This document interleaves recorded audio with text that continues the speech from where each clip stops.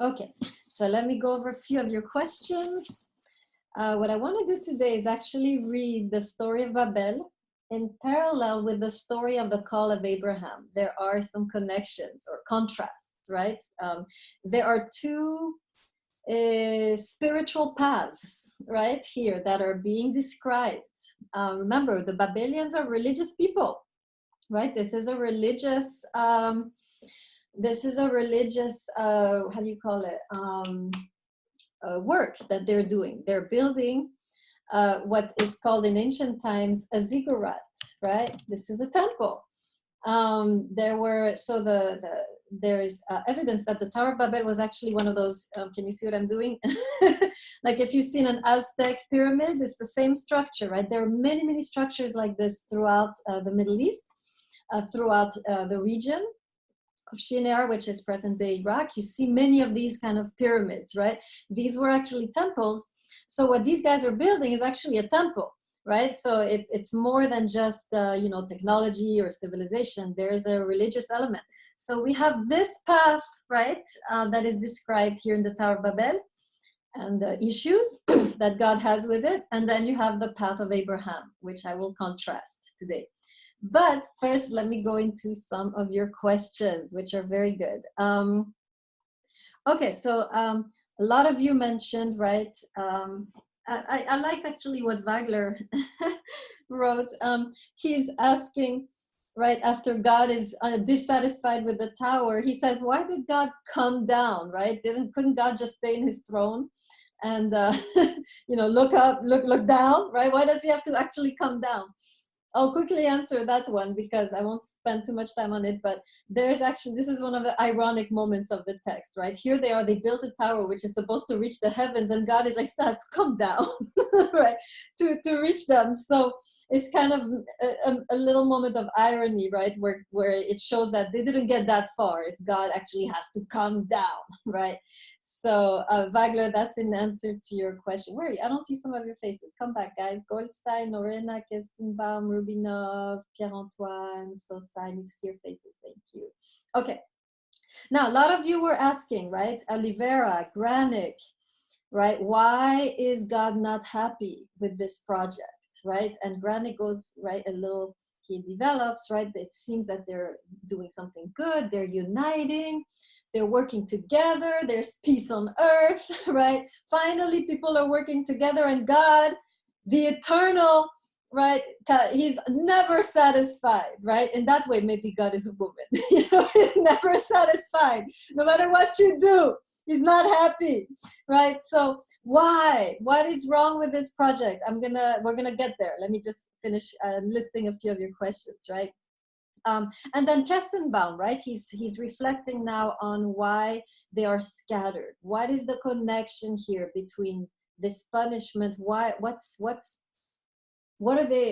is God trying to do here with this scattering, right? And why does he focus on language? Exactly, very good. Yes, a very good question by Kestenbaum. Notice that we saw that God, up until now, when somebody does something wrong, God always asks a question. Like, okay, where are you, Adam? Or Cain, where's your brother, right? All of a sudden, no dialogue. There's no dialogue for the first time between God and humanity. Just God comes down and scatters them, right? No discussion. So there's a shift here. And the question I actually want to think about this one. Why is it, right, that there is no dialogue? Perhaps when we start to see the problem of Babel, we will understand, right, Kestenbaum, why God is not engaging in dialogue with these people. There is reason for this. This is a good detail. Well done, Kestenbaum, right? Very good detail here about why God doesn't talk like the rest of the times when he is talking, right? Okay, finally, Morales, I am appreciating your interpretations. You are right on, right? Morales, where are you? Where is Morales? Is she there? There you are. Yes, Morales, well done with your interpretations. I will be quoting you. I won't say it yet. I want other people to find it, but you've really done a good analysis of the situation. Okay, let's go to the first question. Let's go to our text, right? Genesis 11. Okay, so first question, what is wrong with the Babilions, right? It's not obvious. We don't see the issue. Why is God nervous? Why does this project make God nervous? Is God just insecure, right? Or is there something else going on that worries him for our sake, right? Remember we talked about the tree of knowledge and good and evil, and God is like, oh, they'll be like us. Is this something like that? God doesn't want us to be like him? Or is there something deeper about the Babilions which worries God, right? Which he feels he has to put a stop to. Okay, so let's hear you. Let's hear some interpretations why you think that, what might be problematic about this tower. Okay, so let's hear Olivera. Go ahead. I think that God does not like this idea of independence that they want to depicting. They wanna go and build this tower that is going to lead up to the heavens. And we all know that would have been possible for them to do that. So it's not about the tower itself, it's the mentality that they carry, that they can grow, achieve some level of closeness with God. And then I think God has depicted this how we can say, his anger about this before, because he doesn't like when people want to eat the fruit to know what he knows. So is really important to him that we are on our place and he's on his place.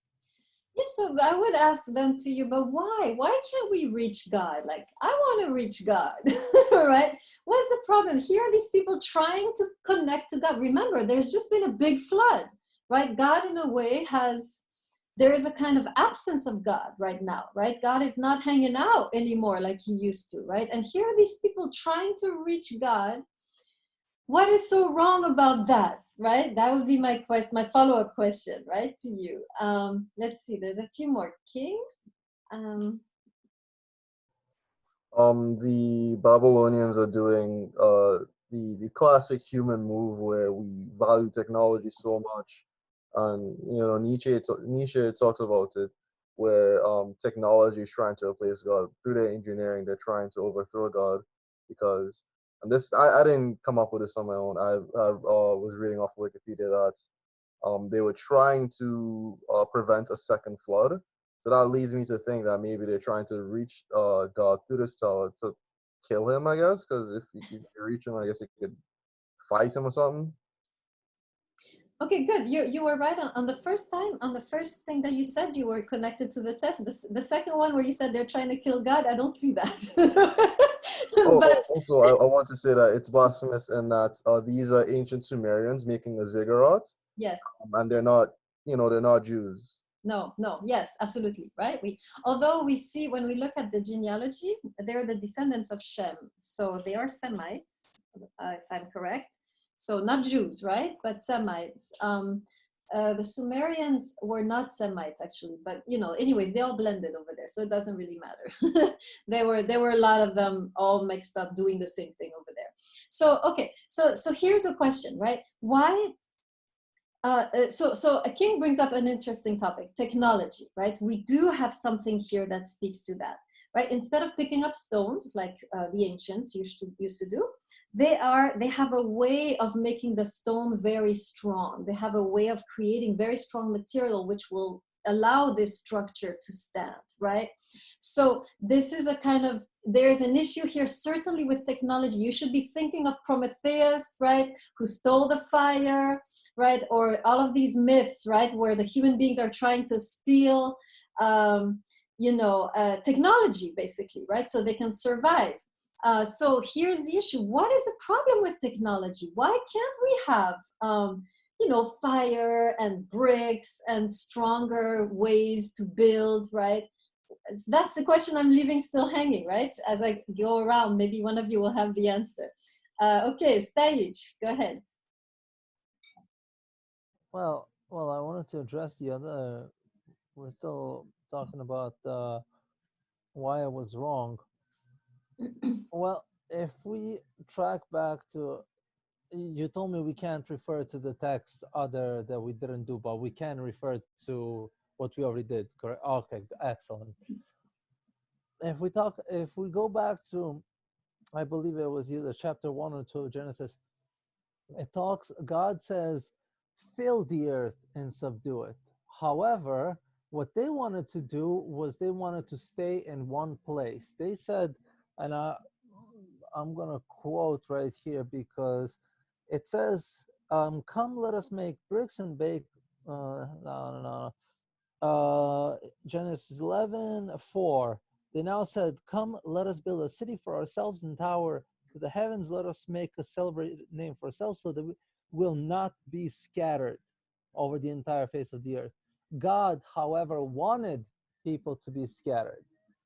So they're literally going purposely against what God initially wanted. Very good. You're hitting the nerve. You're hitting the nerve. Excellent, right? We know that God wanted us to be scattered from the Genesis 1, right? Fill the earth, right? And here these guys are resisting this. Okay, so now we're getting closer. Thank you, Staich, right? We're getting closer. Why are they, what's wrong with staying in one place? What does it tell us about them that they want to stay in one place, right? Now we're getting closer. We're getting warmer. You guys are doing good. I'm going to take note of that, right? Staying in one place is one of the key issues that is at stake here. Granik. Yeah, I'm not sure exactly how it's going to connect to staying in one place, but it might. But I guess I was kind of thinking that they are sort of trying to go up toward God, like toward the heavens, as opposed to trying to bring God down into the world, and like sort of spreading the name of God throughout the world.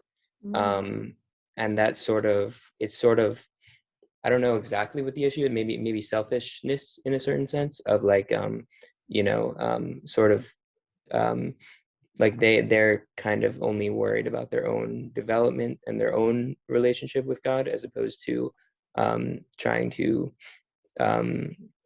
sort of, I guess, I don't know, bring God down and teaching people about it, I guess. Okay, nice. I like that one too. You guys are doing really good. You're saying things I didn't even see, right? You're right. They're going up. It's their own agenda. They're going up for themselves, right? It's not about bringing God down and spreading, right, God's name throughout the earth. It's about kind of monopolizing God, right? We're gonna get him, right? It's gonna be just God and us. And the rest, the hell with them, right? Good. I like that. Yes. Something like that is taking place. Let's see, Ahmad. I also see it as a way of humans trying to redeem themselves. As when they fell from heaven, now they're trying to climb back up to where they fell from, and also try to outsmart God and try to bypass their punishment, because God put them in the earth for a reason, but now they're trying to outsmart God. Okay, I love it. So two things I think we should highlight from what you just said, right? They want to redeem themselves. And you see this in the text, by the way. Take note, verse, where is it? Verse 4, right? Come, let us build a city to make a name for ourselves. And there's a huge contrast here with Genesis 12. What is the contrast? What does God tell Abraham with regards to the name?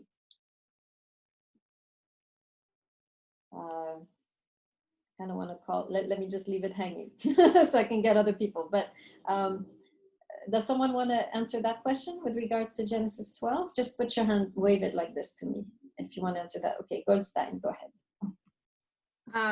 I did notice that after they named Shem, it said that something about not naming people after God anymore. Was that the one? Oh no, this is interesting too. By the way, interesting, I forgot to mention you, but interesting feminist reading of the whole section. I was enjoying what you wrote. No, I was looking at when God talks to Abraham in chapter 12, verse 2, he also talks about the name here. But how does he put it? Just wave your hand if you want. Aline, go ahead. So basically what he's saying in chapter 2, chapter 12, line 2, he's saying that he will magnify Abraham's name instead of like Abraham trying to magnify his own name. Okay, so we're already seeing an interesting contrast, which should illuminate our text. They want to make their name great, whereas in the context of Abraham, God will make his name great, right? So we're getting closer, right? We're getting all the pieces of the puzzle. Okay, good. And then Ahmed also said that this refusal of their limits. We see this also in the text when God says nothing will be impossible to them. It's as though God is saying they're not acknowledging their limits. They want to have no limits, right? What's wrong with that? What's wrong with having no limits? That would be my question. Maybe someone can answer that one. You can wave at me if you. What is the issue with having no limitations? King, go ahead. Without limitation, you wouldn't have it'd be to the effect of absolute power corrupts absolutely, and to the in that degree, only a god would have that power to be immensely good or immensely evil. Exactly, right? Ahmed, did you want to add? And then I'll summarize this notion of what's the problem with having limitless power. Ahmed, I saw you wave at me. I was just gonna say that only God can. Then everyone would become God. Okay, very good, right? When you have absolute power, right, there is no other in your life. You're in control of everything. This is the issue. This was the same issue at the garden with the tree. When you have absolute knowledge, right, there is no limit to you. Therefore, you cover the whole earth, and there is no one else can exist next to you. This is the syndrome of Cain, right? Cain had no limits. He had everything. He owned the land, right? And then we realized that Cain, in being everywhere, was not able to be aware of his brother, right? So limitless power is not about God, right? It's about us losing a sense of the other. When you have limitless power, there is no other in your life. Are you following what I'm saying? Put your hand in the screen if you're seeing what I'm saying, right? This is one of the issues. So it's not that God is afraid that, they're going to overtake me, that nothing will be impossible to them. It's that, no, if they get in a mindset that they have no limits, no boundaries, no, right, wall, they will take over anything, right? This is the issue, right? I think Kant says this, right? Immanuel Kant says this in his groundwork, right? He says, my happiness stops where the dignity of the other person begins. I'm paraphrasing. He doesn't put it like that, right? But in a way, our power stops where the dignity of another human being exists. But if we have limitless power, there is no dignity. There's nothing. There's just me and my desires, right? So we're starting to see here, little by little, the mentality. Let's see, who else wants to add about the Babilions before we bring it all together? Okay, let's bring it together. Let's put the pieces together. There's one more thing you guys haven't noticed yet. It's the notion of the language. Kestenbaum noticed it, so I'm going to ask this question, right? What is the issue here? They're talking about we will have one language, right? They say this here. Where is it? Yeah, everyone on earth had the same language and the same words, right? And as they migrated, blah, blah, blah, they said, let us make bricks and so forth. What is the issue with having one language, same words? Is there any problem here that you might perceive in this? King, go ahead. So one of the main plot points for the Metal Gear Solid game number 5 is that language is very important, and for example, somebody like Alexander the Great would conquer civilizations in that area by through Hellenization, which is them speaking I think the Greek language, and then eventually they'll become more Greek-like. It also happens in China with Sinicization, where different Chinese groups become all Han Chinese instead of their own individual groups and cultures. So effectively, you're destroying the individual cultures by having them speak your language. Because even with Hebrew and English, there's some ideas or something with like Japanese, some ideas and beliefs that doesn't translate well. So through having the language loss, you've lost those ideas as well. Right, excellent, right? One language, one same language, same words, we're talking here about an imperialistic project, right? Where all differences are abolished within this one language, right? When you abolish the languages, you're not just abolishing a language, you're abolishing a culture, an identity, you're abolishing a worldview, you're abolishing difference, right? This is what's going on. This is what's at stake here in this project, right? It's not just building a tower. It's this notion of we're going to be just like this, all of us the same, right? If you read the text in Hebrew, it's even more powerful. You have a repetition throughout the text of the word one in the Hebrew, echad. And as you're reading it, you hear it over and over again. The translation is not so good, but if I were to read it like it would sound in the Hebrew, it would sound like this. Everyone on earth had one language, one word. They said, let us make brick, let us build one city, one tower, one name, right? In the Hebrew text, it's repeated. Echad, echad, echad, one, one, one. As though we have here this notion that we're just going to be, everyone is going to just be caught in this one language, this one worldview, this one religion, this one way of thinking, and anybody who doesn't fit, the hell with them, right? So we have here something very fundamental going on with regards to this one, right? So now I think we're ready now to, and I think Morales, would you like to at this point intervene? Because that was kind of your point in your paper. Tell us a little bit what you wrote about this one. Yes, I said that God here seems to be bringing about change to not just have one kind. And here he's depicting as not accepting of ethnocentricity, which is based on one group deeming themselves superior to others. Yeah, very good, right? I think you really caught the spirit of the text, right? The issue here is the refusal of otherness. This is the central issue of Babel, right? And it's everywhere in the text. It's in this repetition of one, right? Same language. It's in the notion that we don't want any limitation, i.e., we don't want ethics. We don't want morals. We want to be completely free. Do what we want. Take what we want, right? So this idea of no limitation has to do when there are no limitations, there is no otherness because you are everywhere, right? So this is another indication, right? So throughout the text, right, we have this, and then of course this, which some of you mentioned, I forget who now, this vertical, right, just us. The refusal to be scattered is another way to refuse otherness, right? It's another way to refuse to reach out beyond yourself, to go out of your comfort zone, right? This is still the same idea, right? So make sure you write this down. The main issue of Babel, which we're slowly piecing together, is the refusal of otherness. And we see this in three ways. Number one, the emphasis on the one name, one language, one people, all the same, thinking the same, talking the same, no difference, nothing, right? Number 2 point, no limits. This is also a negation of the other, right? When you have no limits, when you have full control over everything, there is no other. The other enters your world by saying no to you.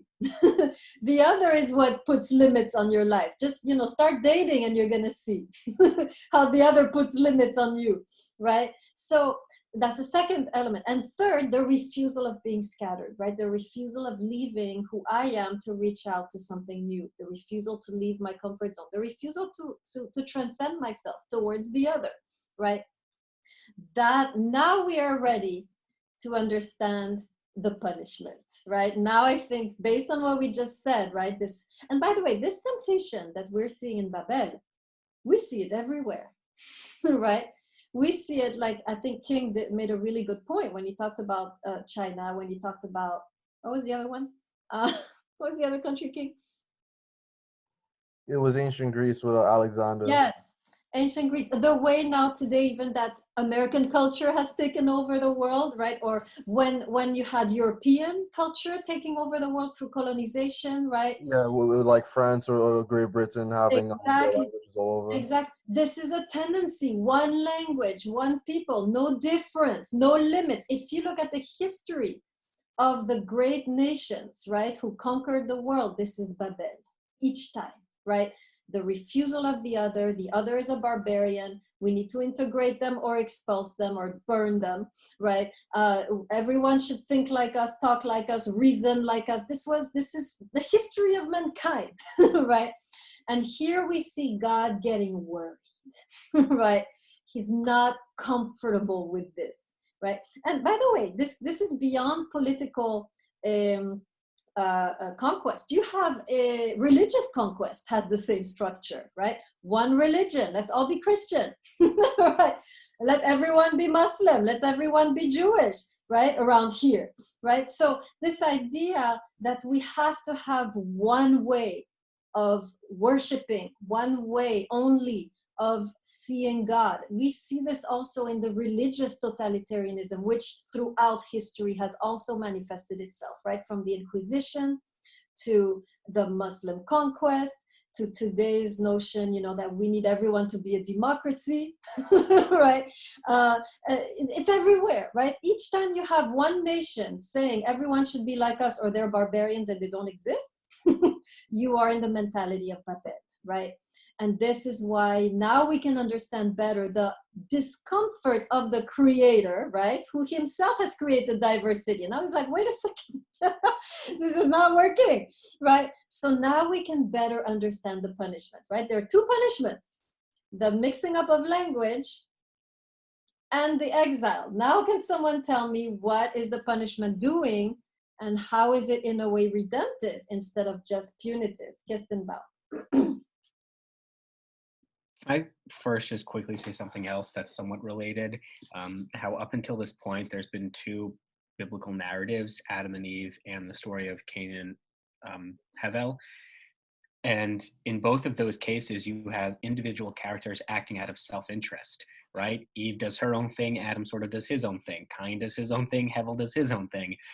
So you would think, based on the lesson of those two narratives, okay, individualism is something that is frowned upon in the Bible, and therefore we resort to the opposite of individualism, which is extreme collectivism, right? So we're going to all come together as one. We're going to wage war against God, or at the very least, we're coming together and we're devaluing the individual experience in favor of collective identity. And sort of this is a lesson as well that extremes of either one, whether it is acting as the individual or acting simply on the community, is not the answer. You have to have a healthy balance of both. And I think that's sort of the way in which this punishment is geared towards, because it's forcing you not to act as a community. That's what scattering does. But at the same time, it's also saying there is value in a community, but to an extent. There is value in the individual, but to an extent. So it's being scattered so that you can't be on a global scale, but it also leaves room for the individual to have his or her own say in the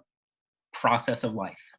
Well, excellent, right? I appreciate what you're saying. This is a criticism not only of individualism, but of collectivism. And the way that God, in a way, is envisioning the perfect community or the perfect individual is as a community, an individual which is permeable, open to the other, right? You have the individual, how open are they to the others around them? Cain, Eve, same problem, right? You have a community, how open is that community to the refugee, the immigrant, the other, right? So what God is talking about is, yes, we can have a community, we can have an individual, but these need to remain permeable, open to what is happening around them, right? This is a kind of fluid boundaries around the self and fluid boundaries around the community, always realizing that my connection to the other is what really can revitalize me as a community, as an individual, right? So as a community, we open up, we get scattered, right? And as an individual, right, we acknowledge our limitations. So excellent, very nice. Let's see how any other interpretations of the punishment or redemption of God. Pierre-Antoine. Yeah, I was actually kind of thinking along the lines of Kestenbaugh. I just think because when you think of I think the scattering of all the different people was definitely to break away this one mindset, because obviously now they can't even communicate with each other. But then when you think about it, if you find people who speak that you could understand what they're saying, in a sense, I guess the only way I could compare this to is when you think of college, in a sense, where like you see all these different people and like they come from different backgrounds and whatever, and then like you just meet somebody that like, you know, has a similar background to you or has a similar like ethnic background to you, and it's like it's kind of like comforting in a sense. So it's kind of like what Customal said, like you're building like this collectiveness society or like relationship or community, and then like you're open to like other things too, like because you're in college obviously, so you can't be like just focused on this one person, but like you have to have this receptive openness to other people, as you said, which is I think what is God wants in a sense. So, exactly, right? You can be yourself, you can have a strong identity, but that identity needs to always be open, right?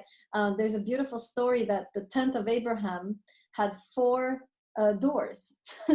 Each corner of his tent was open, right? So he had his tent, right? But to the 4 corners of the earth, his tent was open. In other words, there were no walls, right? So this is the idea, right? To be oneself while at the same time to be permeable, to have a strong sense of identity, while at the same time allowing oneself to be moved outside of one's comfort zone by the diversity, right? We have here really God redeeming diversity.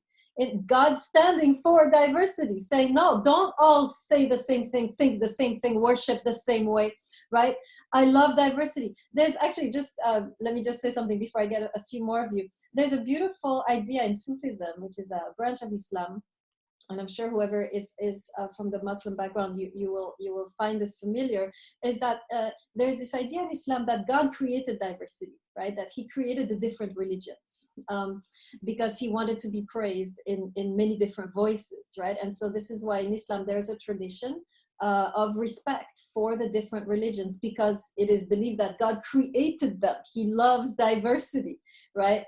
And this is interesting, right? If we're not used to thinking of other religions as being a good thing, right? Other ways of thinking God, other ways of praising God, other ways of envisioning God, right? What we're seeing here is that God, in a way, is very comfortable with diversity, whether it's linguistic, political, ethnic, racial, religious, why not, right? I might add. So this is interesting, right? We have a very interesting take here on God, which we're not used to when we come from a given religious community where we have been taught that God is like how we see him, right? Most religious communities are teaching God is the way we see him, everybody else is wrong. And here we're seeing a God who is uncomfortable with that, right? Kind of breaking out of this, saying, no, let's all be, let's go back to diversity. Very good. Let's see, there was a couple more. Delmas, go ahead. Yeah, it's more of a question in regards to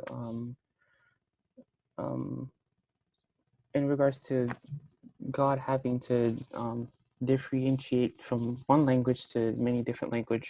And the question is this, is it possible that the means by which like the result, which is men, all these different humanity coming together to build Babylon, and what they were supposed to be doing is not what God intended, and they were doing it apparently, when we read text, it wasn't good in God's eyes, and so that is why God decided to make them confused and have all these different languages.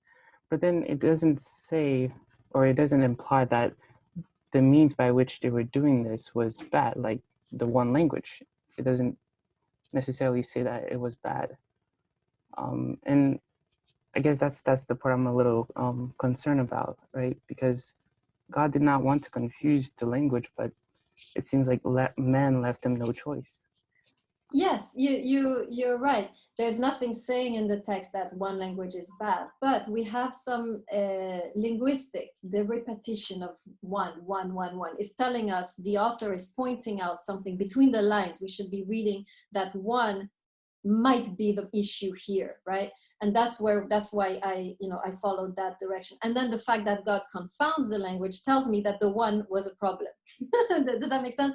That's how I deduce it, even though the text doesn't explicitly say it.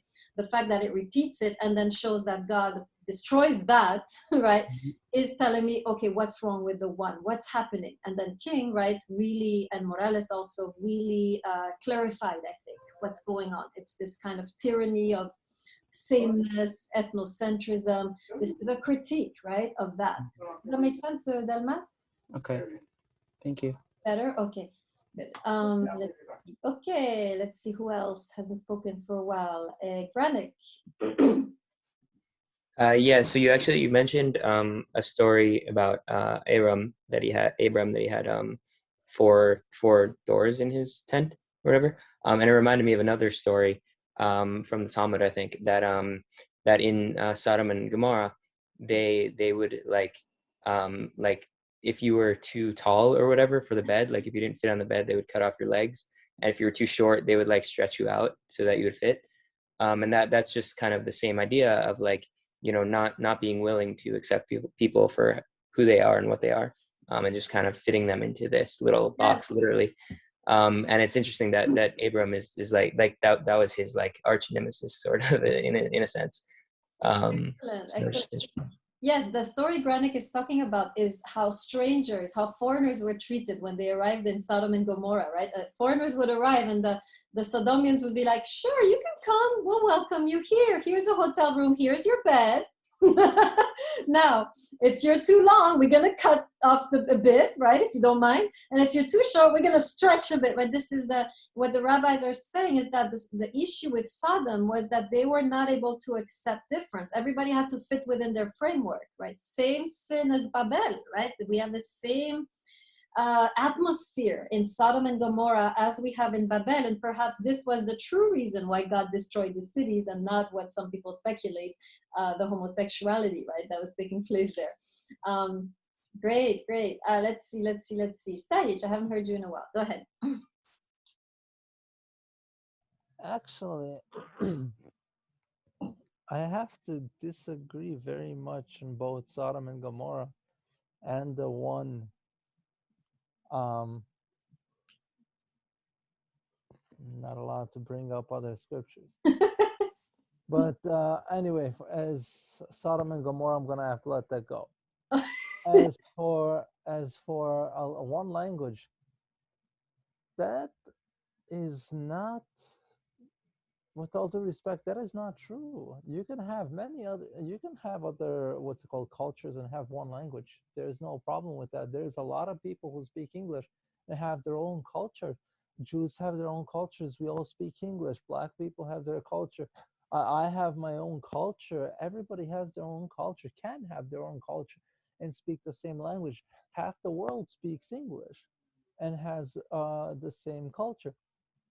There's nothing in the Bible that points to the fact that you cannot, just because you have one language, that you cannot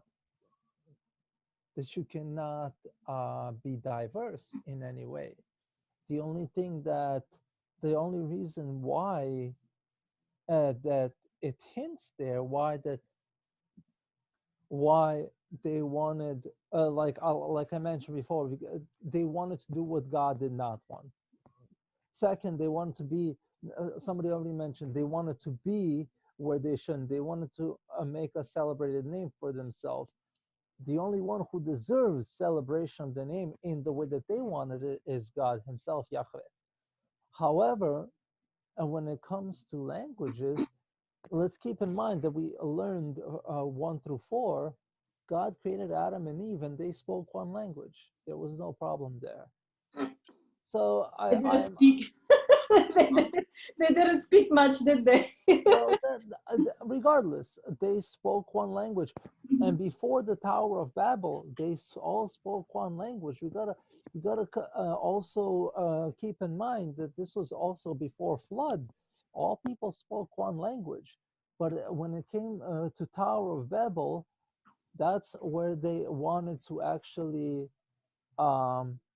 they wanted to disobey God in every way. So just because I don't think, and I don't see in any way, any place in the Bible that there should be multiple languages, because like I said, it only happened after the flood.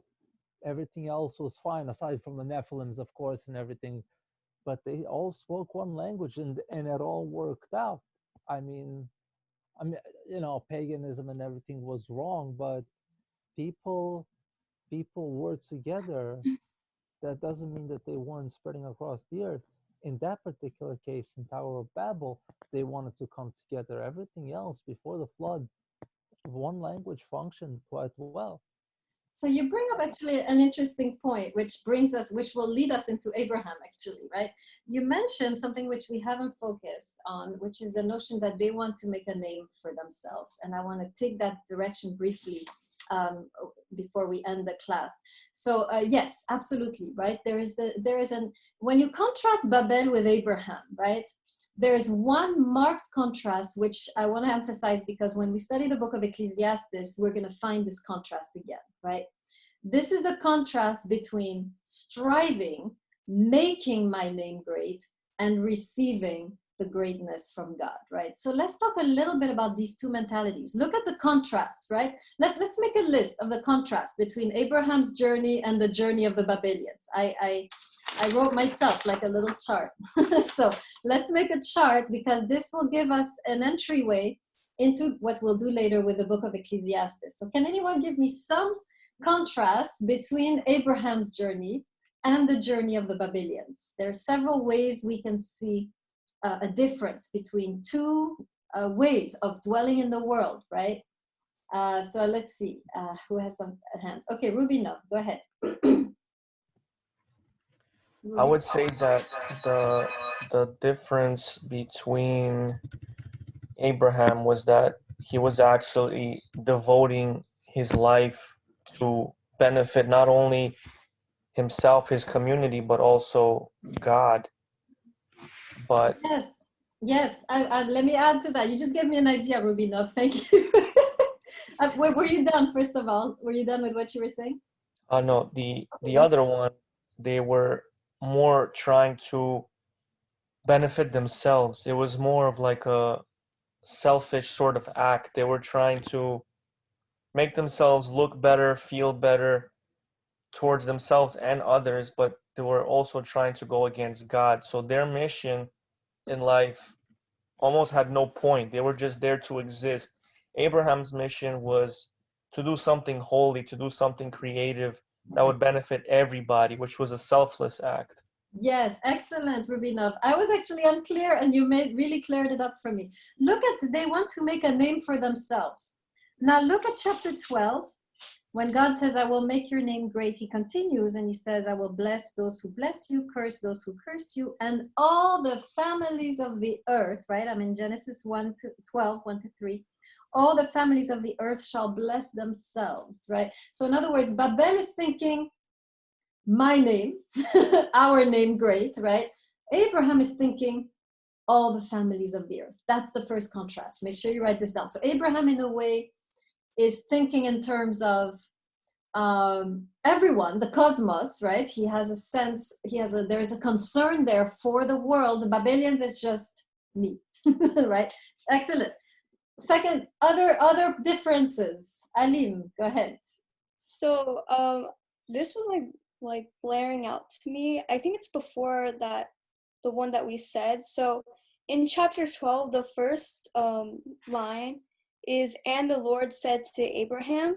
And then in chapter 11, it says, and each one said to his neighbor.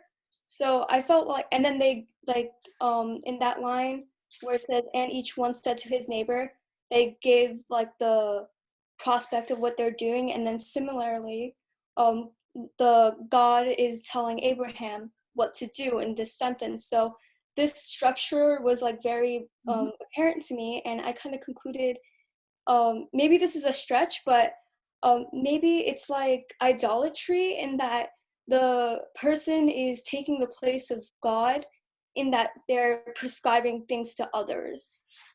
Yes, very good, excellent. Second contrast, Alim found it, right? In the first one, God says to Abraham, go. So there's Abraham, and then in Babel, they each say to one another, I can't talk, let us make. So they're making, building, in one place, and Abraham is going. Abraham is called by a voice outside of himself. They are thinking they're called by themselves, right? In other words, the impulse is coming from them.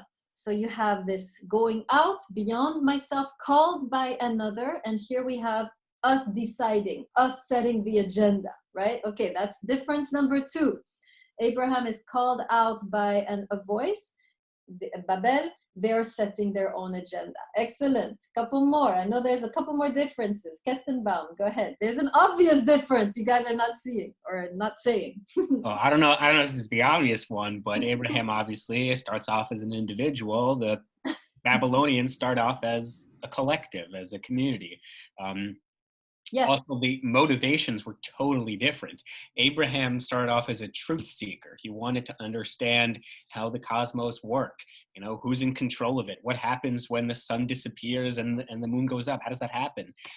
Whereas the Babylonians aren't interested in that. They're just interested in physical dominance. So one comes from a spiritual perspective and from a perspective of wanting to understand, and that Babylonians come from a perspective of sheer brute force. No, Okay. so their goals were different, and Yeah. the way that they went about those goals were different. Okay, great. Yeah, individual versus the collective, different intentions. The obvious still hasn't come up. Like in terms of space, where are they? How are they different in terms of the way they inhabit space?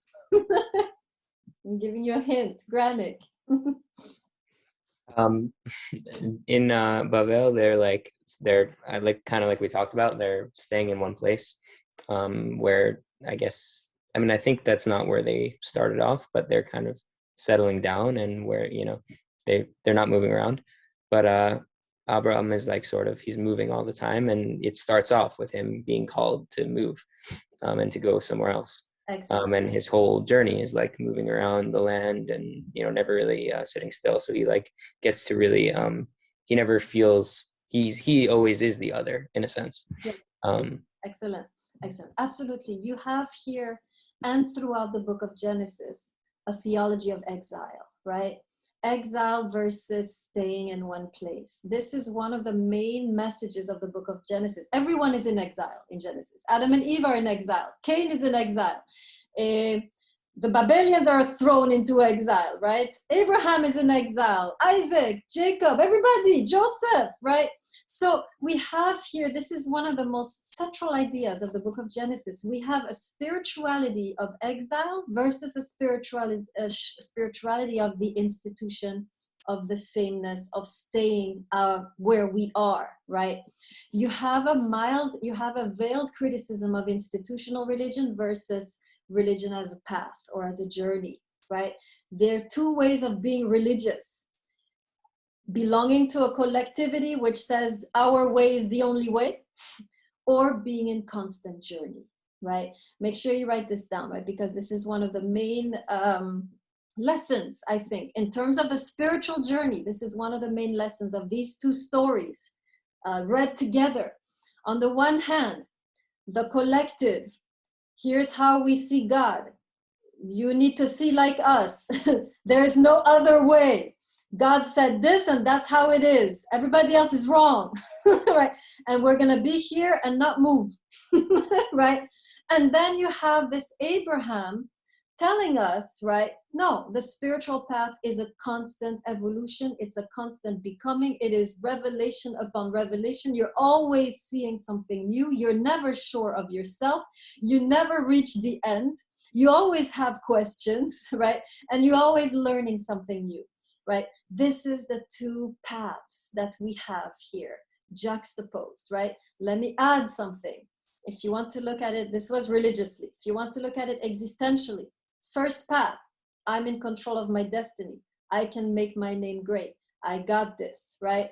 I'm in control. I can do this. Second path, receptivity. I am not in control. I am going with the flow. I am receiving what life brings me. I am doing the journey of faith versus the journey of the hero, right?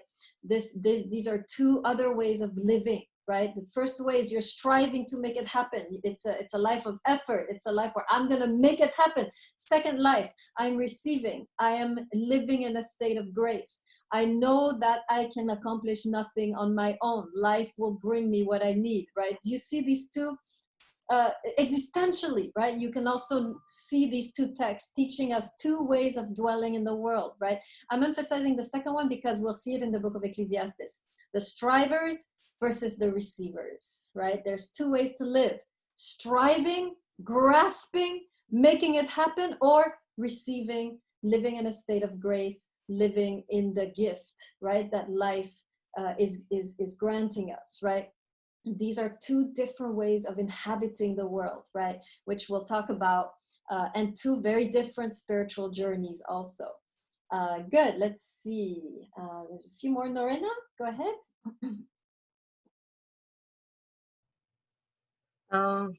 Yes, Professor, I can understand this lecture. It's like when the guy say like everybody needs to stay in their place. It doesn't mean like he has a God, he has the power. It doesn't mean like to put their own rules, whatever that he make, right? And the rest of the people, the Babylonians, they want just to do the things in their way, like to say, oh, you are not our boss, something like that. And then that's why I think that God creates the division, because it's in a way that he teaches a lesson that I say, stay in your place. It doesn't mean I am the boss, and then you need to listen. If you are the type of person that cannot be obedient with me, I want just like to the division between ideas. It's not only language, it's more different ideas about religion, about many things that we live in right now. Yeah, absolutely, right? You have, like you're emphasizing, right? You have this love of diversity, right? Or this protection of diversity that God is doing here by scattering them, right? Saying, no, one language is not good, right? As soon as you have just one language, one way of seeing things, you're entering the realm of idolatry, where you see everything in a very narrow way, right? You need to open up and look at the way other people are seeing the world, and then you will really see me, right? Says God, in a way. So yes, I agree with you. Like you said, like be more perceptive about the others. It's not like to be too selfish, something like that. Exactly, right? Come out of yourselves. It's the same invitation as to Eve, to Cain, to Babel. It's the same thing. They're closed up. And God is saying, come out. This is another, right, another guiding thread in the book of Genesis. You have the closure of the self that we saw in Eve, that we saw in Cain, that we're seeing in Babel. And God each time is trying to pry these people open up, look, enter, move, journey, learn, right? Get out of your comfort zone, move forward, learn something new, learn a new language, travel, right? That's the idea. Very good, excellent. Anything else? Let's see. I see Pierre-Antoine, go ahead. Yeah, I definitely agree. Because I was just thinking, like, when we think about like this oneness mindset, like that whole like duality between like the two different opinions, I think is repeated throughout the Bible, like everywhere. Like if you think about the book of Esther, where like you think of like, it was his name Haman or something, the guy who was like the right hand man of like King Xerxes, and then you think of like Esther, like Haman was like the type of guy, like he didn't want like the Jewish people like within the kingdom, like he wanted to like kill them pretty much, and like Esther kind of like was like, nah, like you can't do that. Like obviously like defending her people, like he was like kind of rejecting like that one, like he was focusing on like just that oneness mindset of like being like-minded in a sense. Or like if you think of Job, like Job was kind of just like trusting in God and like relinquishing himself to God, while his friends were like, it's probably because of you, like you probably did something wrong, and like there's nothing that's going to be able to make God forgive you. But that's the two things that popped into my head. Yeah, very good, right? Each time you have a fixed view of God, right? Like in the friends of Job, absolutely. They have this rigid view. God is like this and you're not fitting. So surely, right? And Job in a way is moving out of that. Job is also in exile, right? The pain of that Job is going through is moving him away from who he was. It's a kind of inner exile, right? A psychological exile. So you're seeing that very well, right? Yeah, the whole Bible can be read under the theme of exile, right? And which is really what exile, the lessons of exile is really showing us, right? This desire of God for us to constantly journey, to learn new things, to open up, to really not be self-enclosed, but open and permeable and malleable, right? And always learning new ways, right, of living, loving, right, and thinking. That's the idea that you see here, I think, in all of these stories. Ahmad, go ahead. Oh, we're out of time. Oh my God. Okay, you're the last one. It was just a question, just to summarize the differences between the Babylonians and then Abraham's story.